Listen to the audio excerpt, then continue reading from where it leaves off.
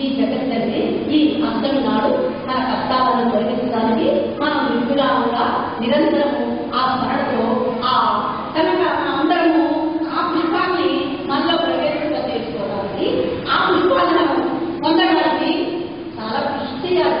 ఎందుకంటే ఇవి కృషి లేకుండా వచ్చేటువంటి కాదు. దాన్ని మనం సాధన చేయాలి. సాధన ఎంతవరకు చేయాలి అంటే సాధన ఎంతవరకు చేయాలంటే దీనిలో సాధన ఎంతవరకు చేయాలి. ఏమి ఆహారం ఎంతవరకు తీసుకుంటున్నాం, ప్రతి ఒక్క కాలం ఆహారం తీసుకుంటూనే ఉన్నామా? ఆటలు మనము నోట్లో ఆహారం తీసుకోలేనప్పుడు కూడా మనకు సెలైన్తో మనకు లోపలికి ఆహారాన్ని ట్యూబ్స్ ద్వారా ఆహారాన్ని ఎక్కిస్తున్నాం కదా. జీవి బతికినంత వరకు ఆహారం లోపలికి పోవలసిందే కదా.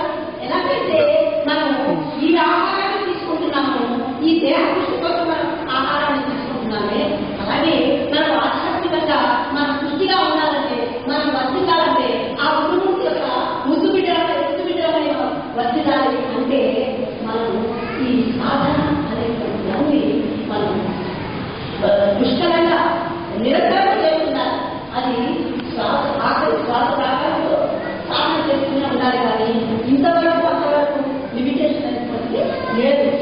అందువల్లనే ఆ కృష్ణపరమాత్మ ఏమని చెప్పారు, సర్వకాలేదు ఒక కాలంలోనే కాదు, అంత్యకాలంలో మామే వస్తారు అని అంత్యకాలం కాలేదంటే అంత్యకాలం నందు కూడా, అంతేగాని అంత్యకాలం నందు మాత్రమే కాదు, అంత్యకాలం నందు కూడా మనం స్మరించాలి. అంటే అంత్యకాలం నందు మనం గురుదేవుని స్మరించాలి అంటే అది ఆ విధంగా మనకు లక్ష్యమవుతుందండి. అది శాస్త్రీయం కాదు, అది మనకు ప్రాక్టీస్ లో ఉంటే కానీ అభ్యాసం ఉంటే వైరాగ్యం చూపించేది. నీకు ఎలా లక్ష్యం ఉంటుందయ్యా